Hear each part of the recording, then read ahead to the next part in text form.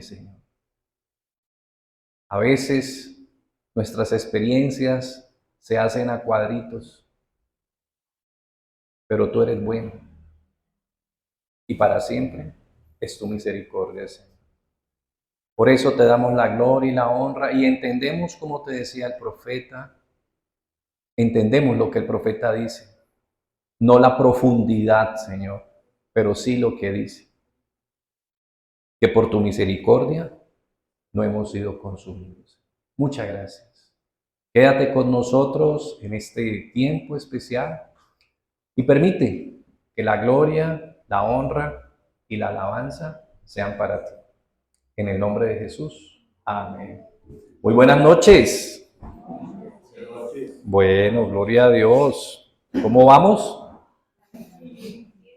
Bueno. Hay un pasaje, Mateo 26, 31, que ya larga noche, tal vez la noche más larga y la noche más oscura de la humanidad, desde que la creación es una realidad. Fue esa noche, aquella dura, larga y difícil noche, antes de que nuestro Rey tomara el lugar nuestro en la cruz.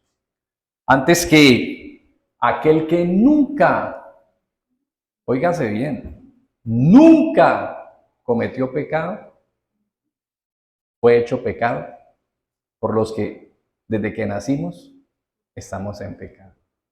Por eso fue una noche muy difícil, ¿no? Una noche muy larga para nuestro Rey.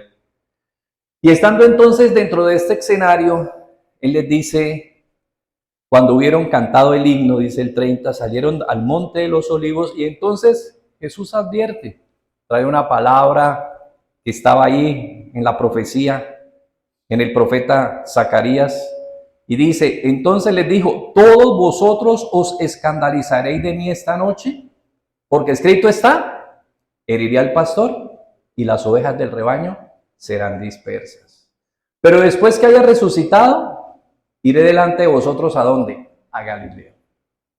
Bueno, hay algo bien interesante y yo creo que está dado, ¿no? Cada vez que usted ha tenido la oportunidad de leer las Escrituras, a veces de pronto tenemos una tendencia, ¿no? Como no sé si usted ha tenido la oportunidad, si a usted le tocó, ha tenido la oportunidad de ver a alguien que todavía no sabe nadar y está en una piscina. Ellos se meten, ¿no? En la piscina, el que no sabe nadar, o nos metemos cuando no sabíamos nadar. Pero hay una característica, no sé si usted se ha fijado, no se mueven del mismo pedacito. No se mueven del mismo pedacito. De hecho, un profesor de natación en las Panamericanas, como ahí daban clases de enseñar a nadar, entonces como los veía que ellos siempre están en el mismo pedacito, decía, mañana paso y les escrituro a cada uno.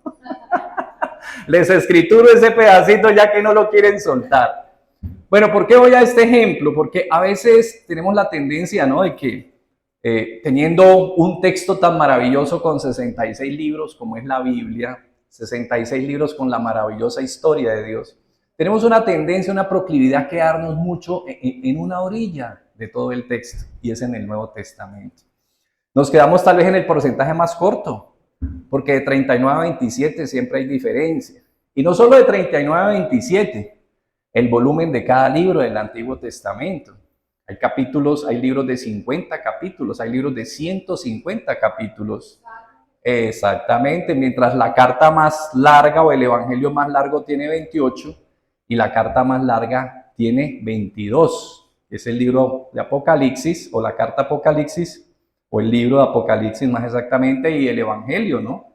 De Mateo 28 y Hechos, que es una narrativa de 28. ¿A qué voy con esto? Que a veces no nos damos cuenta que cuando usted está ahí en el Nuevo Testamento y de hecho lee de Mateo hasta Apocalipsis, de pronto uno no se da cuenta la cantidad de elementos y de textos y de versículos del Antiguo Testamento que están en el Nuevo.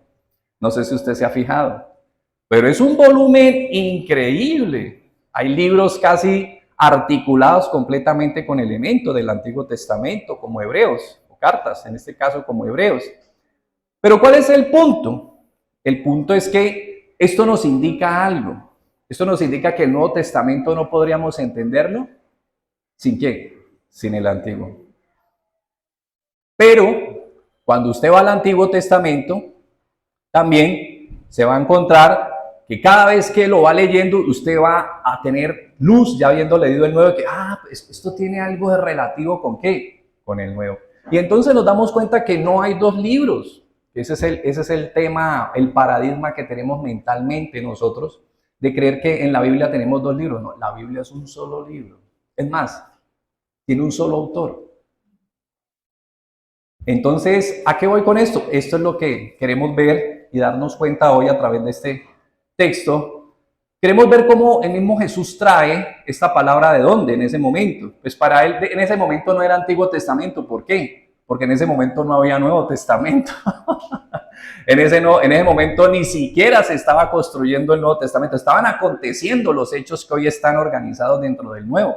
Y entonces Jesús, ¿qué es lo único que hace? Pues va a la única palabra que existe. ¿Cuál? Pues el Antiguo Testamento. Y entonces trae esta promesa para advertirle a sus discípulos lo que va a acontecer. Y efectivamente, ¿qué es lo que acontece ahí?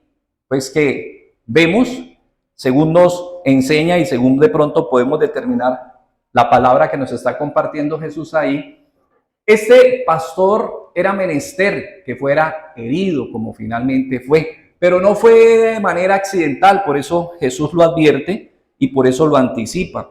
Recordemos que ya en Isaías 53:6 se nos decía que más el herido fue ¿por qué? Por nosotros. Entonces era una advertencia que ya tenía una anticipación. De hecho, en Lucas 24:26, ¿qué nos dice el Señor Jesús? Que era necesario que él ¿qué? Padeciese todas esas cosas. Claro, ahí en Lucas 26 en 24 ya está contando lo que pasó. Aquí va a pasar, pero era necesario que aconteciese. Miremos Hechos 2, 23, 24, para que nos demos cuenta que estos no son situaciones accidentales.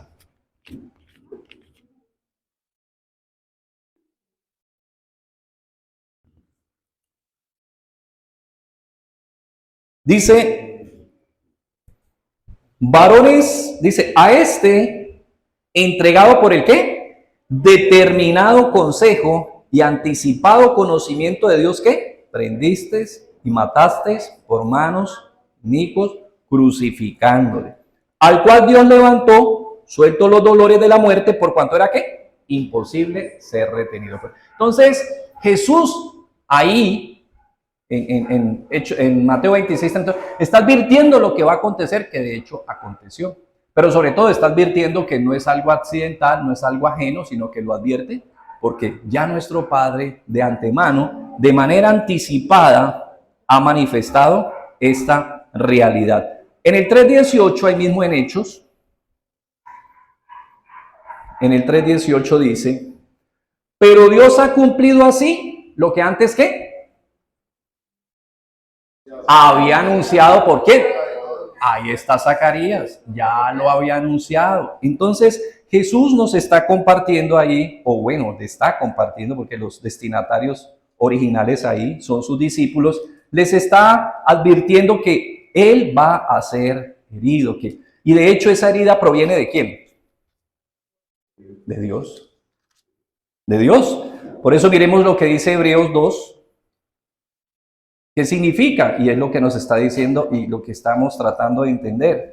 Dios ya había anticipado que era menester que esto aconteciese. Hebreos 2:10 dice, porque convenía a aquel por cuya causa son todas las cosas y por quien todas las cosas subsisten, que habiendo de llevar muchos hijos a la gloria, perfeccionase por aflicciones al autor de la salvación de ellos.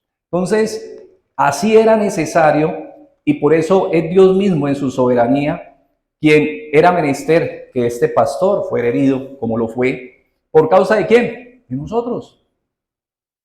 Y dice que todos se escandalizarían y de hecho todos se fueron y todos huyeron porque siempre todos han dicho que Pedro lo negó, ¿no? Y yo le pregunto, ¿y quién se estuvo ahí con él? Ninguno. Pasa es que Pedro dijo, yo no te voy a negar, pero en un texto del Nuevo Testamento dice, y todos dijeron lo mismo. y todos se fueron.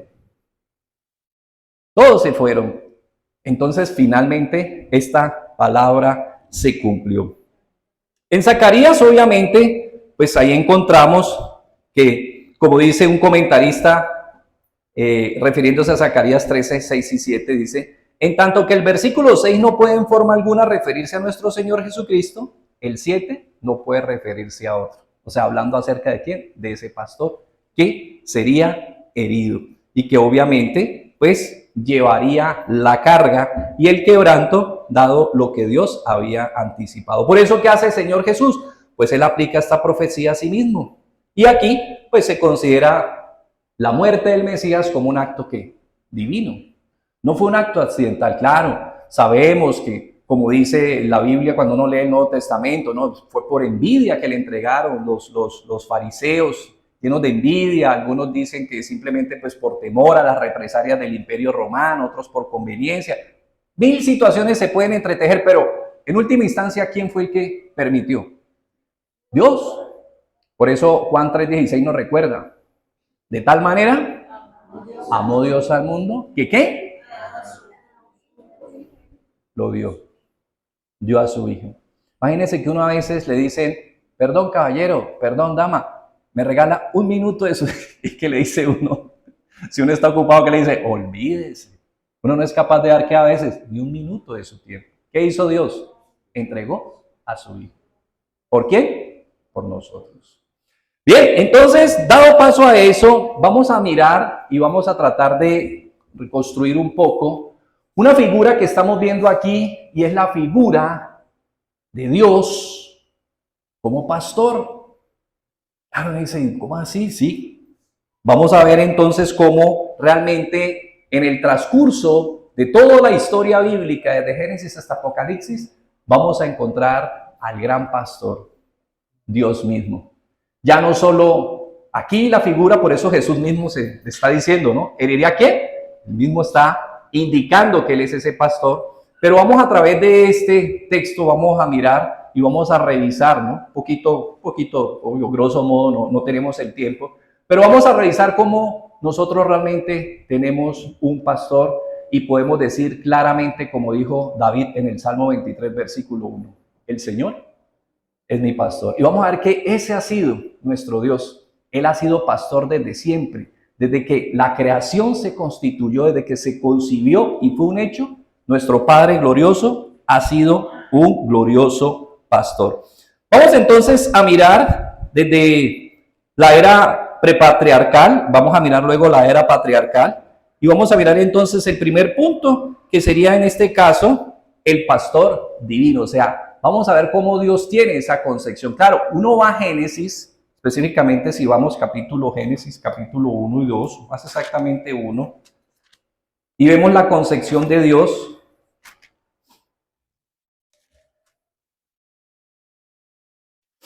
Frente al hombre, 27 dice, 1:27, y creó Dios al hombre a su imagen, a imagen de Dios lo creó, varón y hembra los creó, y los bendijo Dios y les dijo: fructificad, multiplicaos, llenad la tierra, sojuzgadla, señoread en los peces del mar, en las aves de los cielos y en todas las bestias que se mueven sobre la tierra. Y dijo Dios: he aquí os he dado ¿qué? Toda planta que da semilla, que está sobre toda la tierra, todo árbol en el que hay fruto y que da semilla, os será para comer. Toda bestia de la tierra, todas las aves de los cielos, a todo lo que se arrastra sobre la tierra en que hay vida, toda planta verde les será para comer. Y fue. Dios creó al hombre y a la mujer, creó todo lo que existía, y Él seguía siendo ¿quién? Su cuidador y su proveedor. Obvio, delega a Adán para que se encargue también a su vez de sojuzgar y de cumplir ese mismo cometido bajo la dirección de ¿quién? De Dios mismo. Esa era la idea inicial. Y de hecho así era. Por eso había una armonía entre Adán y Dios, entre él y su cónyuge, y obviamente la creación, que luego entendemos se pierde ¿en dónde? En el capítulo 3. Pero a pesar de que se pierde en el capítulo 3 y el hombre y la mujer son echados del Edén, cuando ellos usaban hojas de parra, ¿quién los vistió? Dios. Y aun cuando la sentencia fue muy fuerte, A la mujer multiplicó sus dolores, al hombre multiplicó su esfuerzo para la productividad. De todos modos, ¿qué? La mujer que iba a dar hijos. Uno ve que una característica, o digámoslo así, por decir un símbolo tal vez, o una imagen de una maldición, era no poder concebir hijos en el Antiguo Testamento. Ustedes recordarán la historia de Ana, ¿no? ¿Por qué sufría Ana? Porque no podía tener hijos. Pero mira que a pesar de que Dios en el momento de la caída maldice y, digámosle, incrementa los dolores en la dama, de todos modos, ¿qué? La idea es que concibe. Y en el caso del hombre, aun cuando tiene que esforzarse, ¿cuál es la idea? Que se va a sostener a través de su trabajo. Pero a la serpiente sí que le dice que será destruido. Entonces, aunque el juicio fue muy fuerte, de todos modos Dios siguió siendo ¿qué? Exactamente. ¿Y el cuidador de quién? De Adán y de Eva. Que de hecho luego cuando conciben, ¿cierto? Viene y se da esta realidad entre Caín y Abel, donde al parecer ahí ya empieza a distinguirse, ¿no? Esta realidad de las dos simientes, y por eso por allá en Primera de Juan encontramos que Caín procedía como procedía porque provenía de alguna manera, tenía el vestigio, ¿cierto? De la simiente de la serpiente, y en el caso de Abel era de la mujer, ¿sí? Hablando de estas dos simientes. Finalmente perece Abel, pero no se destruye ¿qué? La línea. Dios luego nuevamente provee. De hecho, ¿qué significa el nombre Set? Sustitución. Dios sustituye a Abel y la línea se mantiene y aún pervive después del diluvio, porque pervive por medio de quién? De Noé. Y luego nuevamente llega finalmente y empieza pues una nueva promesa en la vida de quién? De Abraham. Pero si miramos entonces el Antiguo Testamento y ahí miramos en Génesis, pues que se sepa, había un pastor después de Dios. Ahora, ustedes dirán, pero ahí no dice que Dios sea pastor. Pero mira, si usted encuentra un fruto que tiene la forma de una guanábana, que tiene los pomitos de una guanábana, que tiene las pepas de una guanábana, que tiene el sabor de la guanábana, ¿qué es? Entonces no es menester que diga que Dios era, vemos que Dios está ¿qué? Cuidando, está proveyendo y está dando ¿qué? Dirección. Usted sabe que la oveja tiene una característica y es que no puede sobrevivir sola. O sea, yo a veces uno se pregunta, ¿no? ¿Cómo fue el origen de la oveja? Porque prácticamente la oveja nació para ser cuidada, para ser dependiente. Las ovejas salvajes no hay. O no sé si hay algún antecedente de ovejas salvajes. ¿Cómo? Exactamente, pero ovejas no tienen esa capacidad. Y así nosotros los hombres, a pesar de que el hombre cae y es echado del Edén, ¿cierto? Es desplazado, despojado de esa bendición, de todo modo Dios sigue siendo quien cuide y quien provee. Les proveyó vestido y aún les impidió que comiesen del árbol de la vida para que se incrementase el daño. O sea, Dios seguía cuidándolos. A pesar de que cuando Dios le habla a Adán, ¿qué es lo que acontece? ¿Qué le dice a Adán? ¿Por qué se escondió? Tuvo miedo. Pero Dios ¿qué? Dios le habló. ¿Y Adán qué? Oyó su voz. O sea, todavía había una relación que pronto con el tiempo se fue distanciando. Dice que luego ¿sí? la genealogía de Caín se dispersa completamente, se desplaza de esa relación con Dios y pues empieza otra historia. Entonces, en el Antiguo Testamento encontramos a Abel, ¿cierto? Como único pastor ahí en la era prepatriarcal. Cuando hablamos de prepatriarcal, pues obviamente el patriarcado empieza a partir de Abraham. Y aquí es donde entonces después, a través de toda esa línea, se llega a quién? A la era patriarcal. ¿A quién? A Abraham. Porque Abraham era ¿qué? Pastor, ¿no? Él tenía sus ovejas. Y de hecho muchas, de hecho ¿qué? Pelearon con quién. Pues ellos no, los pastores de Abraham y los pastores de Lot pelearon entre sí. ¿Y qué decisión les tocó tomar? Dividirse. Entonces había ya esa función ahí. Ahí ya vemos que se está dando esa función. Pero la pregunta sería entonces, ¿cierto? ¿De quién? En un caso dado, ¿de quién aprendió? En este caso, Abel, que fue el primer pastor, ¿de quién podemos decir que hubiera podido aprender, ¿no? O tener ese ejercicio del pastorado. Y revisemos Génesis 49, 14. Entonces vemos que definitivamente nuestro Dios, antes que David lo definiera,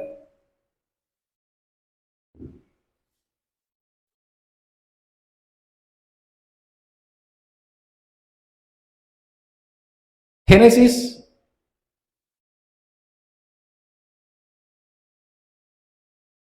49, 24, perdón, yo dije 14, es 24, me perdí por un numerito.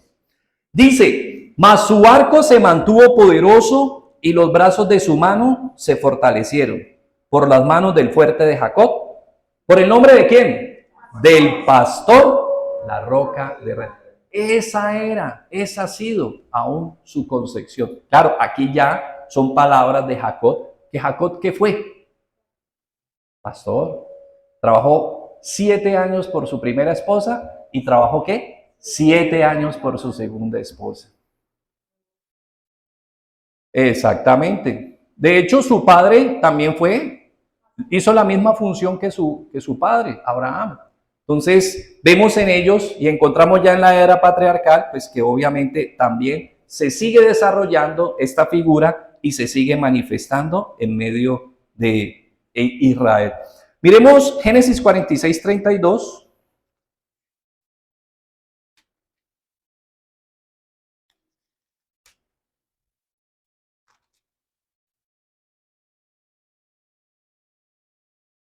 Y recordamos que cuando Jacob entra a Egipto, ¿qué le dice José? Que digan a Faraón, que ellos eran ¿qué? Ellos eran pastores, prácticamente toda la comunidad. Y los hombres, ¿qué dice José? Son pastores de ovejas porque son hombres ganaderos y han traído sus ovejas y sus vacas y todo lo que tienen. Entonces, así, después de Abraham, después de Isaac y después de Jacob, finalmente terminan ¿en dónde? En Egipto.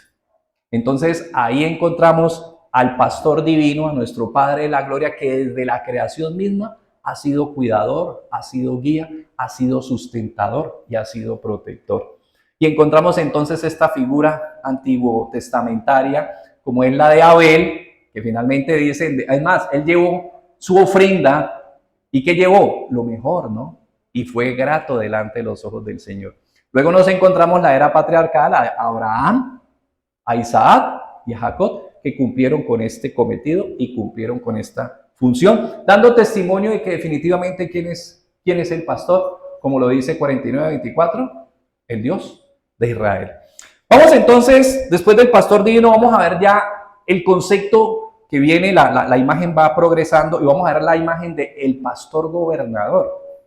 ¿A qué nos referimos con el pastor gobernador? Nos referimos a la concepción que en algún momento íbamos viendo aquí, Dios tuvo acerca de que Él, como vimos en el caso de Adán en el Génesis, Él iba a guiar, Él iba a sustentar, Él iba a proteger, Él iba a cuidar, pero por intermedio de ¿quién? De otro. En este caso, en el Génesis, ¿quién era? Adán. Pero esa idea no muere, ese sueño no muere, esa pretensión no muere. Esa figura sigue y la encontramos entonces a través del pastor gobernador. ¿En quién lo encontramos? Pues ahí encontramos una figura, o más exactamente dos figuras. ¿Encontramos a quién? A Moisés y encontramos a David. En el caso de Moisés, obviamente, en el tiempo de la ley o en el tiempo del pacto, y luego lo vamos a encontrar en David en el tiempo de la monarquía. Vamos a mirar entonces cuando decimos el pastor gobernador, miremos un poquito Isaías 40:11.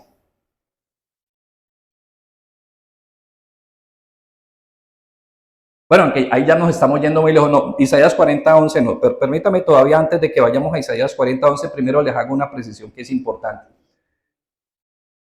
La figura del pastor, y de hecho en el Antiguo Testamento, para que no nos confundamos, esto es importante hacer esta precisión, normalmente en Ezequiel 34, en Jeremías y en algunos profetas como Ezequiel, encontramos algunas denuncias en contra de los pastores. Nuestra tendencia ha sido relacionarlo con el ministerio pastoral, que está en Efesios 4:11. Pero, por favor, tengamos cuidado. El ministerio pastoral que aparece en el Nuevo Testamento y que lo constituye Jesús no tiene nada que ver con el oficio y con la función y con el enfoque del pastor del Antiguo Testamento. Porque los pastores en el Antiguo Testamento, o cuando se hace una referencia a los pastores en el Antiguo Testamento, están hablando de ¿qué? Líderes. Están hablando del rey, están hablando de los príncipes, están hablando del sacerdote y están hablando del profeta. O sea, están hablando de quienes guían. ¿Por qué? Recordemos, ¿cuál era la visión de Dios? La visión de Dios dentro de la comunidad o dentro de las poblaciones que había alrededor de Israel, estaba la figura que se manejaba usualmente dentro de los reinos, que era el Melech. Así se le decía en hebreo, que era el rey que se enseñoreaba y sojuzgaba, obviamente porque él tenía la autoridad y como a él le parecía. Pero lo que Dios concebía era un Nagid, como dice el hebreo. ¿Y qué significa el Nagid? Era un rey pastor. ¿Por qué? Porque era un rey que iba a guiar al pueblo, pero bajo la dirección ¿de quién? De Dios. No a su arbitrio, no a su antojo, no a su parecer, sino bajo la dirección ¿de quién? De Dios.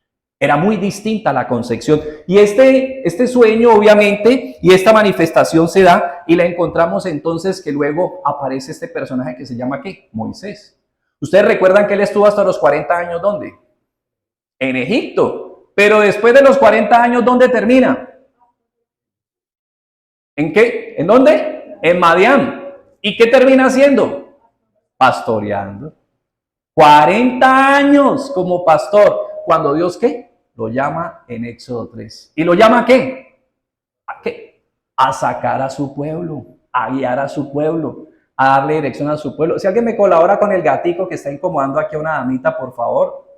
Él tiene su espacio, por favor, si lo podemos retirar. No es el espacio ahorita de él, correcto.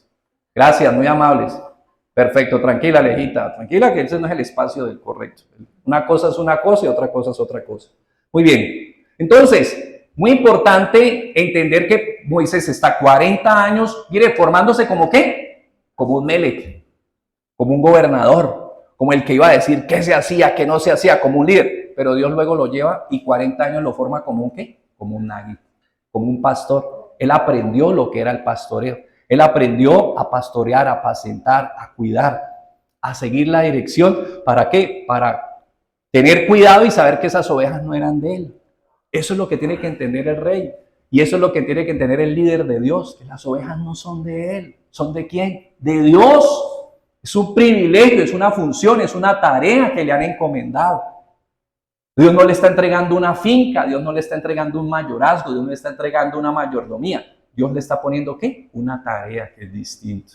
Entonces, ahí nos encontramos con dos situaciones muy particulares y algo muy interesante, mire, los reyes en su momento prácticamente eran, dentro de esas comunidades alrededor de Israel, eran sacerdotes, eran reyes, eran intermediarios entre sus divinidades y ese callado fue mutando,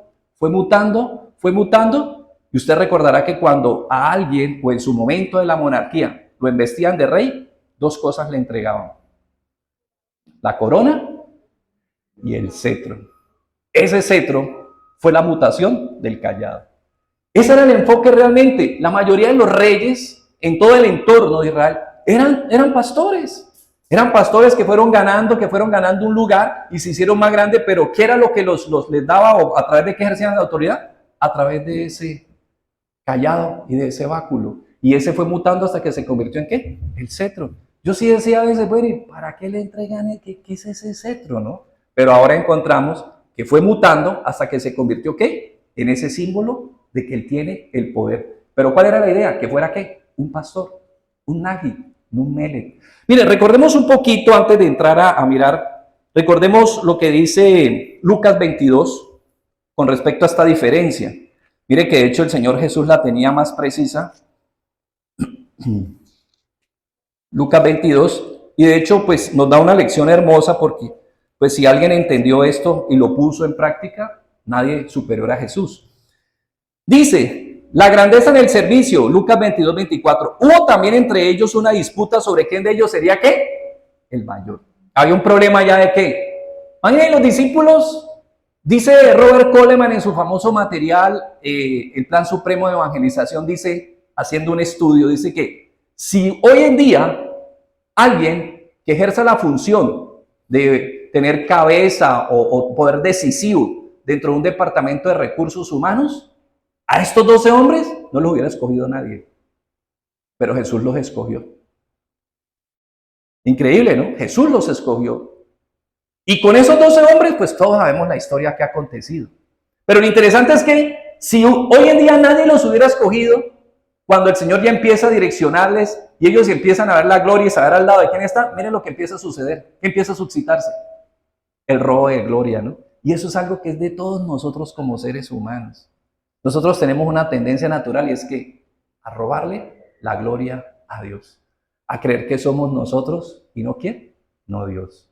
Miren lo que estábamos cantando, ¿no? Por tu misericordia no hemos sido consumidos. Por tu misericordia. Hoy veía una imagen que alguien sacó del famoso Quino, el creador de Mafalda, una imagen donde están unos médicos trabajando en un salón de cirugía, en una sala de cirugía, y dicen ellos, aquí estamos trabajando nosotros para que después salgan de aquí a decir gracias a Dios. Esa es la soberbia humana. La soberbia humana pretende que porque son capaces, porque tienen capacidad, porque tienen habilidades, los resultados finales son de nosotros.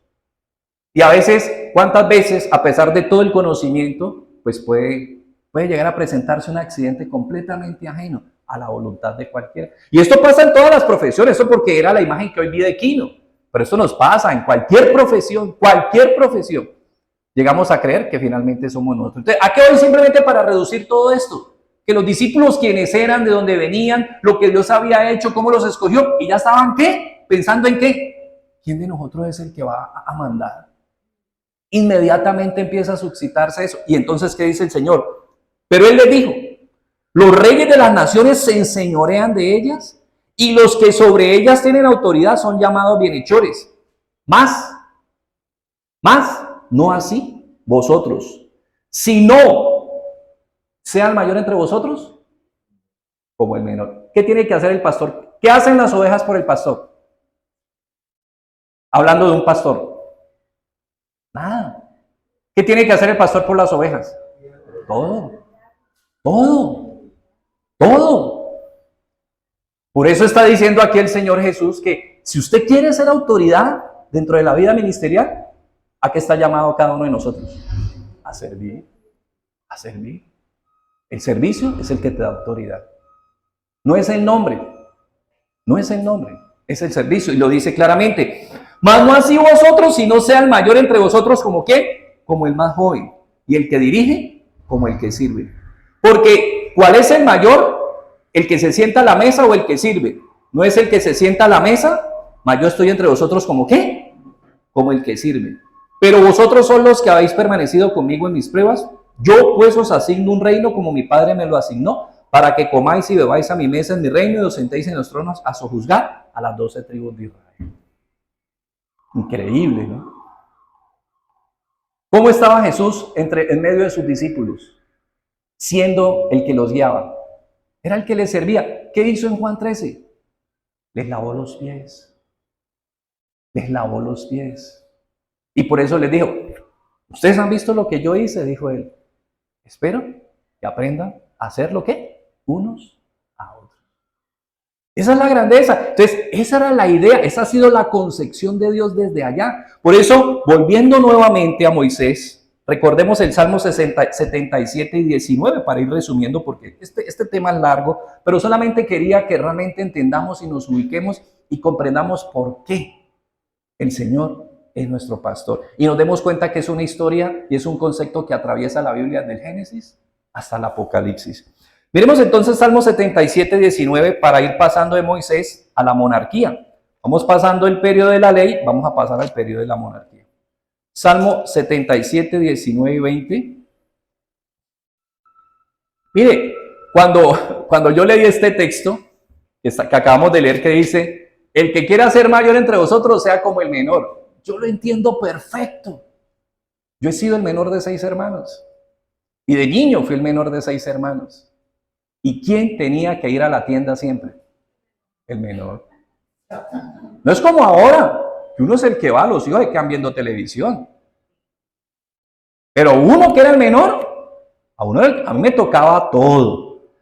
Cambiar el canal, mover aquí, ir allá. Y yo siempre decía, ¿por qué yo? ¿Por qué no fulano? ¿Por qué no mengano? Porque siempre, ¿quién es? El menor. Entonces, yo entiendo muy bien esa idea y por eso Jesús dice, el que quiera ser mayor entre ustedes tiene que ser como ¿qué? Como el menor.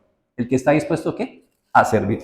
Y por eso el Salmo 77, 19, 20 nos recuerda, en el mar fue tu camino y tus sendas en las muchas aguas, y tus pisadas no fueron conocidas.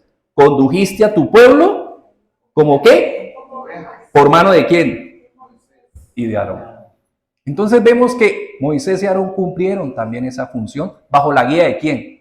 ¿Quién era la voz de Moisés? ¿Quién era el que le hablaba? ¿Quién era el que le guiaba? ¿Quién fue el que le dirigió? ¿Quién era el que estaba apacentando realmente a su pueblo? Finalmente, por eso se concluye que él fue el que lo hizo.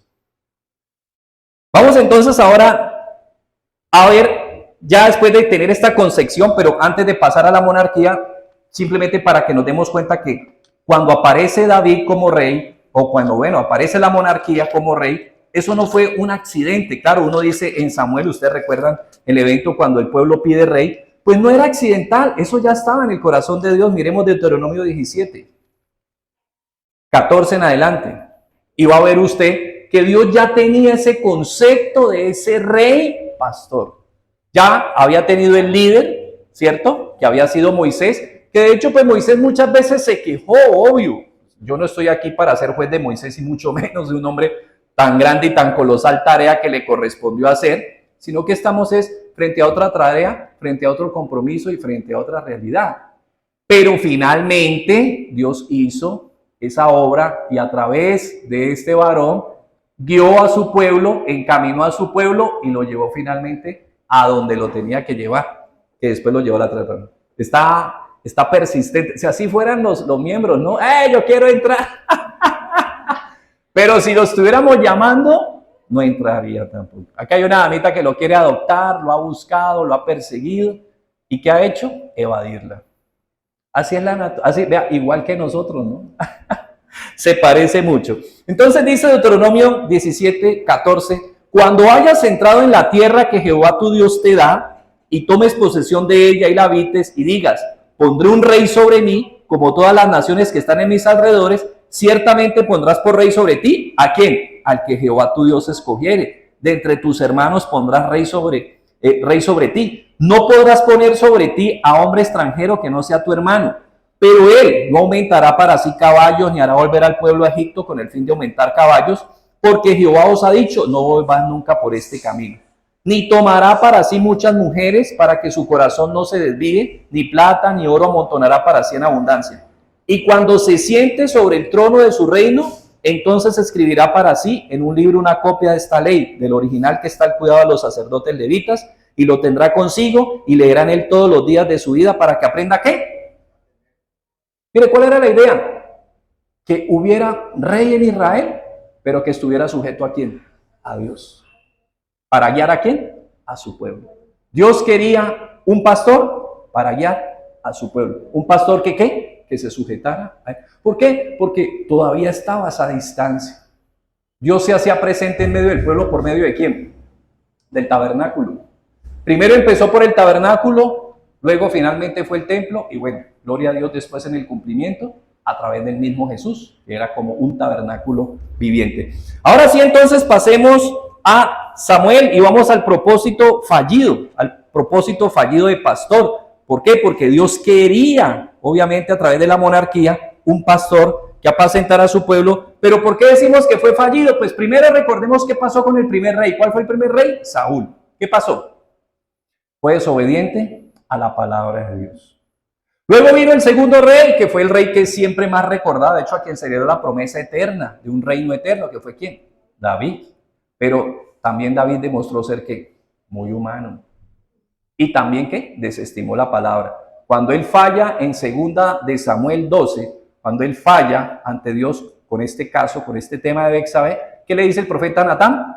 Porque tuviste en poco la palabra de Dios. Sí, creo, vamos para que revisemos primero el 15 de 1 de Samuel para que veamos qué pasó con Saúl y luego revisamos entonces segunda para que veamos qué pasó también con David. ¿Cuál fue el problema?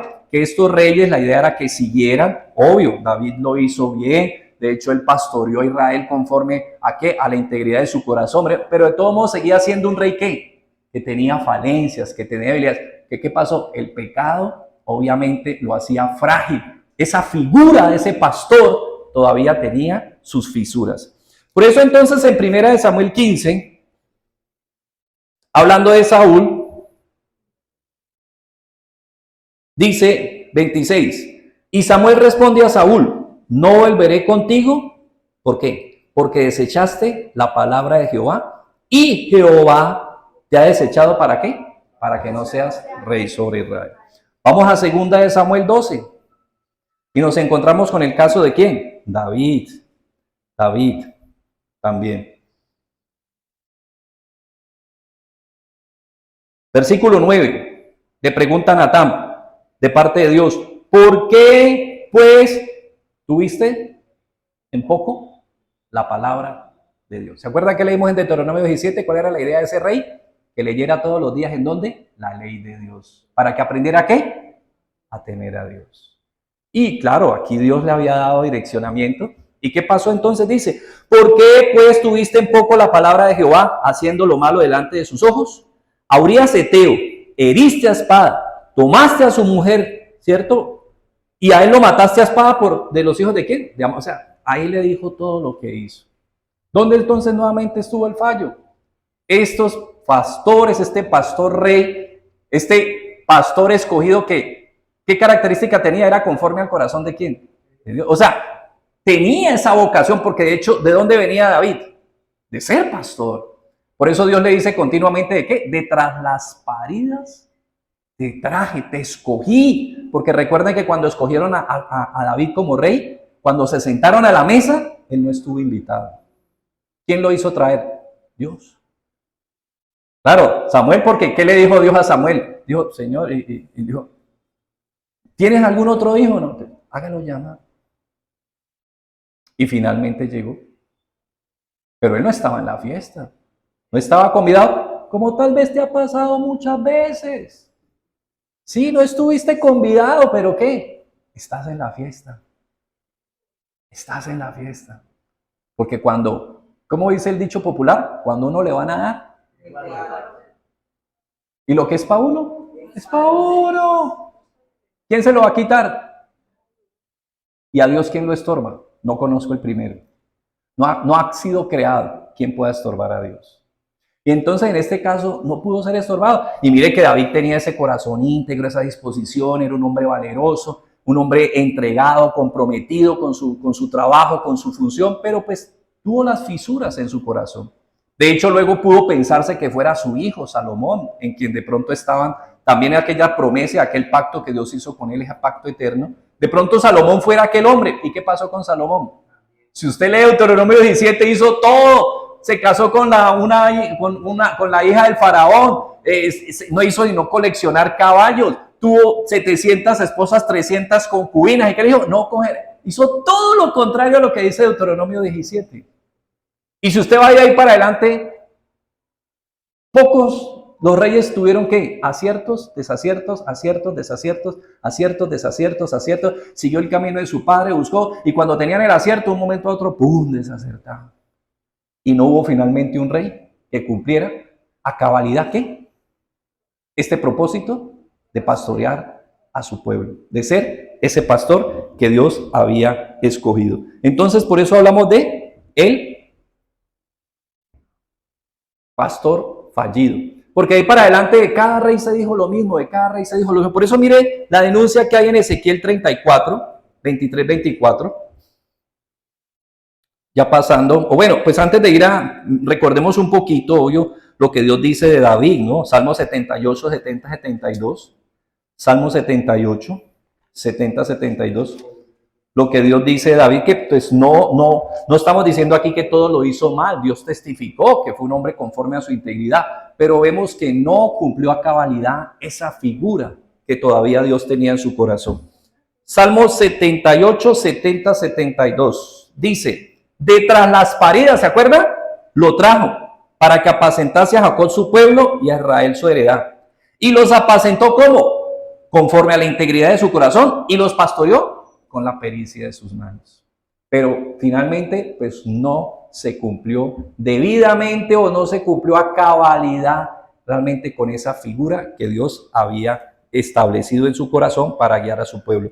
Por eso en Ezequiel 34, 23, 24 encontramos algunas denuncias para que entonces tengamos claro que estas denuncias son respecto de los líderes, los que tenían que cuidar, los que tenían que guiar, como hoy nuestros líderes, ¿cierto? Los líderes, los presidentes, los ministros, los primeros ministros, los jefes de Estado, los jefes de departamento, los congresistas de todas las naciones, ellos son los pastores de las naciones.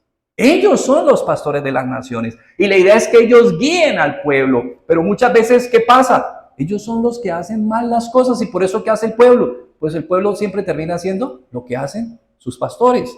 Y entonces dice Ezequiel 34, 23, 24 decía, dice, yo salvaré a mis ovejas y nunca más serán para rapiña, y juzgaré entre oveja y oveja. Y levantaré sobre ellas a un pastor, y él las apacentará, a mi siervo David. Él las apacentará y le será, ¿por qué? Por pastor.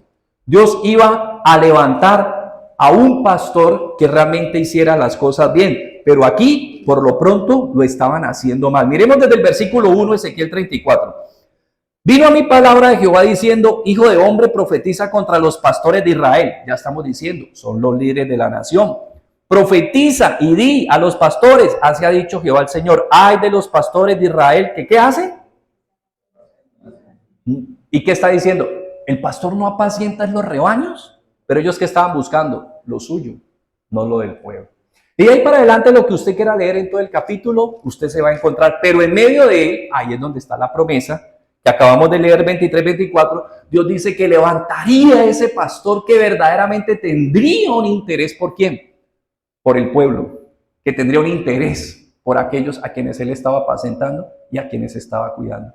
Por eso entonces, después de este punto del pastor fallido, vamos entonces a pasar al pastor redentor, que ya saben ustedes quién es, ¿cierto? Vamos entonces a mirar al pastor redentor. Y entonces aquí nos encontramos dos puntos. El propósito cumplido finalmente, el propósito de Dios de tener un pastor conforme a su corazón, que piense realmente en las ovejas, que piense en quienes guía, que piense primeramente en quienes está dirigiendo, que piense en aquellos que está apacentando primeramente bajo la guía de Dios, por fin llegaría. Y ese pastor se llama Jesús. Por eso Jesús dijo, yo soy el buen pastor. Por fin la gloria del Señor se manifestó y por fin ese glorioso pastor se hizo una realidad. ¿Manifestado en quién? En nuestro glorioso Rey Jesucristo. Miremos el Salmo 46, 10, viendo acerca de, recordemos que Jesucristo, o por lo menos el autor de Hebreos, lo aplica a Jesús, hablando acerca de que eso era lo que había en su corazón, esa era su actitud. Mira lo que dice 46, 10. Sacrificio y ofrenda no te agrada, has abierto mis oídos, holocausto y expiación no has demandado. Entonces dije, he aquí vengo, en el rollo del libro está escrito de mí. ¿Qué dice el 8? El hacer tu voluntad, Dios mío, me ha ¿qué? Agradado, y tu ley está en medio de mi corazón. He anunciado justicia en grande congregación, he aquí, no refrené mis labios, Jehová tú lo sabes.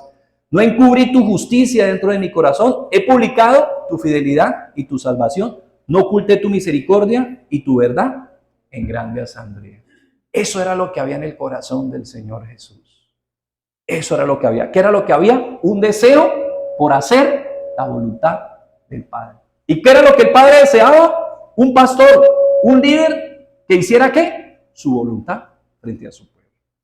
Entonces, finalmente en Jesús encontramos, como dice Juan 10, ahora sí nos vamos a los evangelios, específicamente a Juan, donde encontramos este pasaje maravilloso, ¿no? Que tantas veces hemos leído. Juan 10, 14 al 18 dice inicialmente, yo soy el buen pastor. Ese es nuestro pastor. Y mire, ¿cuál es la tarea? ¿Cuál es la tarea? ¿Cuál es la tarea de este ministerio? ¿Cuál es la tarea de esta casa? ¿Cuál es la tarea de esta familia? ¿Cuál es la tarea que tenemos y cuál es la tarea que se ha propuesto realmente este ministerio? Que todos entendamos y que aprendamos a seguir a quién, al buen pastor. Yo no soy el buen pastor, ni se les ocurra, ni en las curvas. Si no lo fue David, si no lo fue Moisés, créanme, yo no lo soy. ¿Cuál es la idea? Que aprendamos a poner los ojos y que aprendamos a seguir a quién, al buen pastor. Que usted aprenda realmente a seguirlo, a amarle, a obedecerle, a conocerlo, a intimar, a estrechar cada día su relación y a vivir para su gloria. Pero no es para un hombre, porque aquí estamos hablando del líder que Dios quería, no del ministerio pastoral. Por eso el ministerio es una tarea muy distinta de este pastor. Tiene una relación, claro, la idea es que yo imite al buen pastor dentro del ministerio. Esa es la idea, que cumpla su función, que haga su tarea, pero no es lo mismo realmente. Porque la función, el ministerio del pastor es un ministerio, es una tarea que tenemos, pero yo realmente no soy el líder, por decirlo así, no soy, digamos, la autoridad propia. Esa la es ¿quién? Es Dios, la es el buen pastor. Yo ejerzo una función administrativa. Ejercemos una función de coordinación, de guía, de amparo, es más, de condiscípulos. Porque al final, ¿qué tan distinto soy yo de los demás? No tengo ninguna distinción. Somos hombres, somos humanos, somos débiles. Ah, que usted tiene rayones, ni siquiera se ponga a mirar los míos. Que a usted le toque cada rato a lámina, ni me pregunte. Entonces mira que es muy distinto realmente el ministerio. Es una tarea donde Dios convoca. En su momento, cuando existían los apóstoles, que ya no los hay, luego aparecen entonces los profetas, que son los que predican la palabra, aparece el evangelista, que es el que cumple una función de misionero llevando el evangelio, y aparece el pastor y el maestro. ¿Y qué hace el pastor? Pues acompañar, guiar, apacentar, apoyar, guiar, coordinar, ¿cierto? Cada una de esas funciones, pero ese es el ministerio. Pero realmente el verdadero buen pastor, el pastor verdadero, ¿quién es? Jesucristo. Yo no voy a entrar a reñir, que a mí no me digan pastor, que yo soy un siervo. Si quiere sí, si no quiere no, nunca lo llamaré, nunca lo pediré, nunca será algo determinante para mi vida. No, pero lo que sí me interesa y lo que sí me importa es que usted conozca y sepa quién es el verdadero buen pastor. ¿Quién es? Jesucristo. Eso es lo importante, sí, porque es que hay personas que, pastor, yo no soy pastor, yo soy un siervo, el único pastor. O sea, yo no me voy a poner tampoco en esa posición. Pero sí es importante que entendamos quién es el buen pastor. Y por eso dice Jesús en Juan 10, 14, yo soy el buen pastor y ¿qué? Conozco mis ovejas y las mías. Esa es la idea, familia.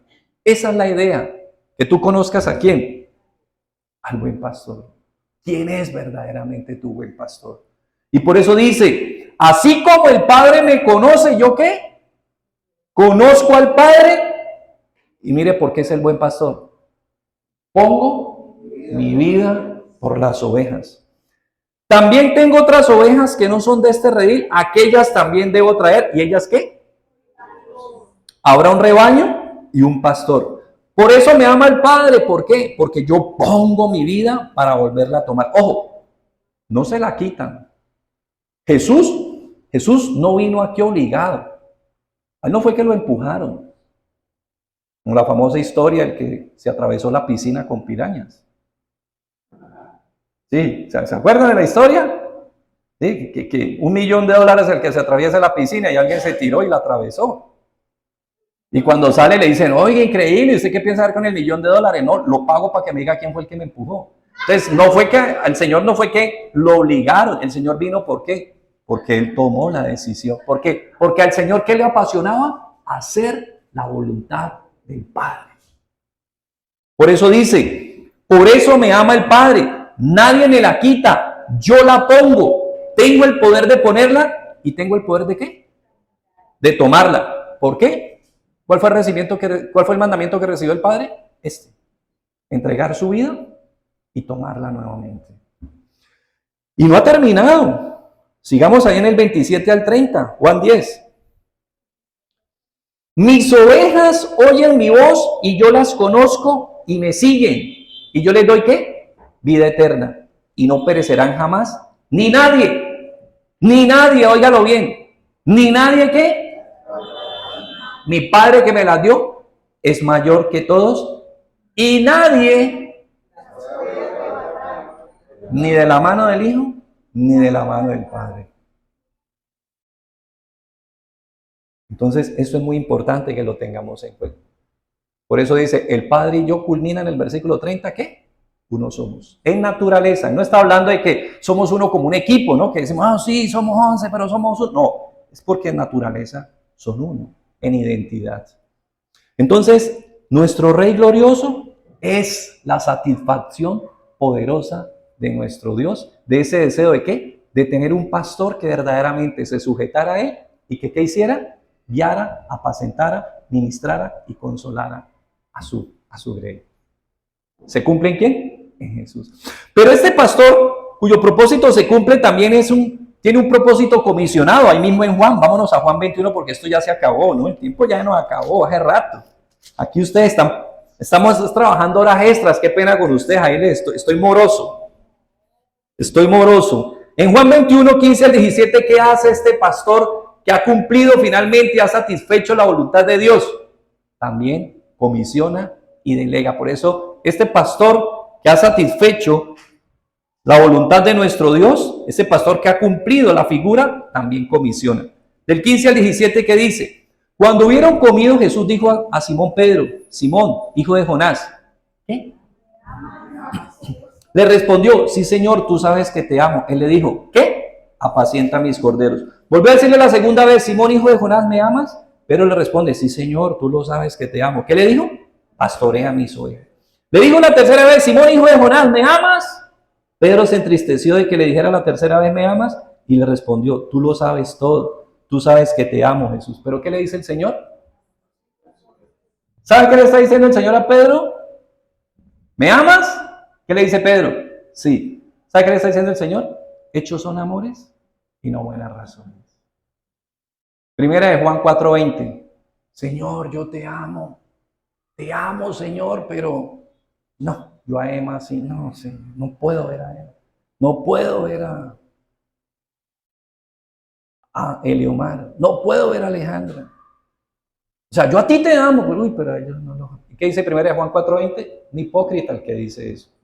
Si usted no es capaz de amar a su prójimo, no se ponga usted a decirle a Dios que usted lo ama.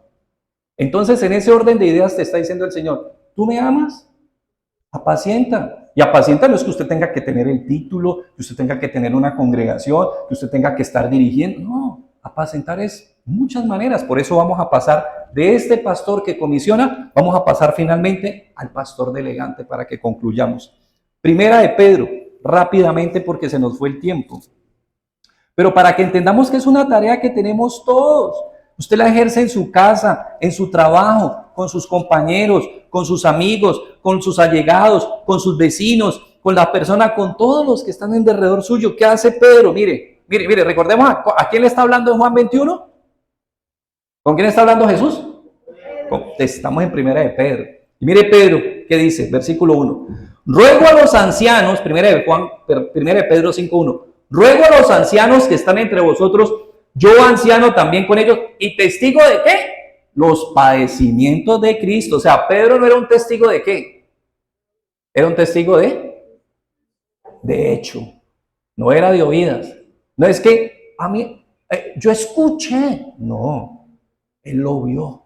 Por eso Pedro, cuando su esposa estaba siendo crucificada, solamente podía decirle, mujer, acuérdate de Jesús. Porque así murió la esposa de Pedro crucificada. Y por eso Pedro le decía, la esposa de Pedro, perdón, por eso Pedro le decía, mujer, ¿qué más le podía decir en medio de ese martirio? Acuérdate de Jesús. Acuérdate que lo vimos y sabemos qué pasó con él. Por causa del evangelio, por la persecución. Y además, cuando a Pedro lo crucificaron, ¿recuerdan? Él dijo, no tengo la dignidad de ser crucificado como mi maestro. Y lo crucificaron boca abajo. Entonces, por eso, ¿qué dice? Dice, yo testigo de los padecimientos de Cristo, que soy también participante de la gloria que será revelada. ¿Qué dice el 2? Apacentad la grey de Dios que está entre vosotros. ¿Cuidando de ella qué? No por fuerza, sino voluntariamente. No por ganancia deshonesta, sino con ánimo pronto. No como teniendo señorío sobre los que están a vuestro cuidado, sino siendo ¿qué? Ejemplo de la grey. Y cuando aparezca ¿quién? El príncipe. O sea, usted y yo pastoreamos, pero ¿quién es el que nos guía? ¿Bajo quién seguimos subordinados? Bajo el príncipe de los pastores. Nosotros que recibimos la corona, recibiremos la corona incorruptible de gloria. Entonces, esa es la delegación que nosotros tenemos. Pastoreemos, apacentemos. ¿Cuántas personas llegan con dolores, con tristezas, con quebrantos, con enfermedad? Ahorita vino una damita que estaba muy agradecida por alguna situación, mi esposa la llamó, estaba viviendo un quebranto, mi esposa, ¿qué hizo? ¿Cómo la apacentó? Oró por ella. Primero la llamó, primero quiso saber cómo estaba, luego oró por ella. Y llegó simplemente, mire, vino solamente a dar las gracias porque no podía estar, está trabajando y se volvió a ir. Entonces, hay mucha gente, tu hijo, tu hija, tu cónyuge, tu tía, tu primo, tu sobrino, el vecino. Hay mucha gente que requiere ¿qué? Ser apacentada.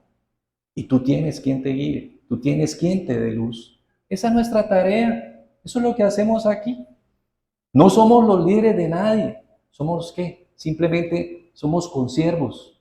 Tenemos un llamado, tenemos una tarea, tenemos un príncipe que nos guía y que nos da dirección, el príncipe de los pastores. Y hay una tarea que cumplir, hay una tarea que llevar a cabo. Mire, solamente para redondear, porque ya se nos acabó el tiempo, finalmente recordemos que nuestro Padre es pastor. El Espíritu Santo dice de igual manera la palabra de Dios más adelante. Por ahí lo encontramos en Isaías, que dice que el Espíritu Santo mismo, en Isaías 63:14, dice que el Espíritu Santo mismo es que también pastorea. Él también está haciendo la tarea. Isaías 63 dice, el Espíritu de Jehová los pastoreó como una bestia que desciende al valle, así pastoreaste a tu pueblo para hacerte nombre glorioso. El Padre es pastor, el Espíritu Santo es pastor y Jesucristo, el buen pastor. Nosotros tenemos quien nos conoce, quien nos entiende. Nosotros tenemos verdaderamente quien nos acompañe, quien nos asista, quien nos sustente desde que empezó la creación. O sea, desde el principio de los tiempos hasta cuando los tiempos se acaben. Por eso concluyamos para orar con Apocalipsis 7:17. Qué pena, pues muy rápido, pues es realmente un tema muy largo, pero quería que entendieran y viéramos grosso modo cómo nuestro Señor es pastor desde dónde, desde el principio de los tiempos hasta el final de los tiempos, atravesando toda la historia bíblica. Por eso, mis amigos, mis hermanos, mi familia, acuérdense, solo tenemos una Biblia, no dos. O no tenemos una Biblia que está en dos partes, no, tenemos una sola Biblia. Y por eso encontramos la unidad y la integridad de cada uno de los elementos de la historia y de los personajes de la historia, atravesando las Escrituras. 7:17 dice, porque el Cordero que está en medio del trono los pastoreará y los guiará fuentes de agua de vida, y Dios enjugará ¿qué? Toda lágrima de los ojos de ellos. Mire, una de las cosas que uno teme frente a la muerte es lo desconocido. Si uno lee, Señor, una tierra, una casa, un lugar, pero todos tenemos ese miedo, esa incertidumbre, de alguna manera. Sí, Señor, voy a estar contigo, pero ¿cómo es? Tengo aprensión, tengo... Ahí está el Salmo 23. Él es nuestro pastor desde la creación hasta el final de todo. Aunque ande en valle, ¿quién estará contigo?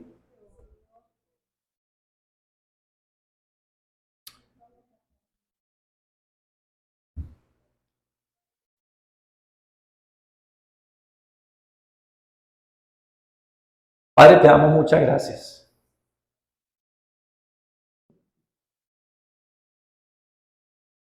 Podemos decir con toda propiedad en esta noche, el Señor es mi pastor.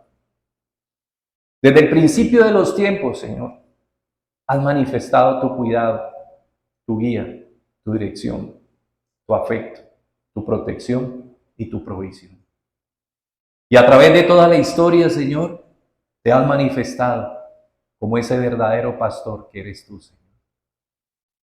Todos aquellos que fueron llamados a cumplir tu tarea fallaron y nosotros tenemos muchas debilidades también. No somos tampoco los acertados.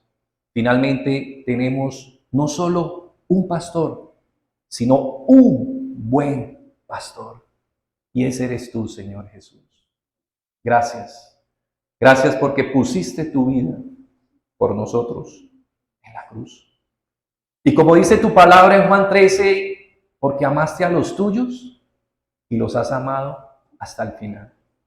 Y los tiempos, estos tiempos se acabarán, pero tu pastoreo sobre nosotros y nuestro pastor jamás terminará, porque tú eres nuestro pastor ayer, hoy y mañana. Desde el principio de los tiempos hasta el final de los tiempos, aún en el valle de la sombra de la muerte, tú estarás conmigo, Señor. Por eso, familia, iglesia, podemos decir desde lo profundo de nuestro corazón, como el rey David, el Señor es mi pastor. Muchas gracias, Padre. Adore a su pastor, dele gracias a su pastor y bendígale. Él es quien le cuida, Él es quien le guarda, Él es quien le sostiene, Él es quien le afirma, Él es quien le sustenta, Él es quien se glorifica en cada una de sus necesidades, en cada una de sus angustias, en cada uno de sus miedos, como nos enseñaba de igual manera el Espíritu Santo por boca de David. Jehová es mi pastor, nada me faltará. En lugares de delicados pastos me hará descansar, junto a aguas de reposo me pastoreará. Confortará mi alma, me guiará por sendas de justicia, por amor de su nombre. Aunque ande en valle de sombra de muerte, no temerá mal alguno, porque tú estarás conmigo. Tu vara, tu callado me infundirán aliento. Porque aderezas mesa delante de mí en presencia de mis angustiadores, ungen mi cabeza con aceite, mi copa rebosa. Ciertamente el bien y la misericordia me seguirán todos los días de mi vida, y en la casa del Señor allí moraremos para la gloria y para la honra suya. Muchas gracias, Padre. Bendito seas. En el nombre de Jesús, te rogamos que te quedes con nosotros en este día especial.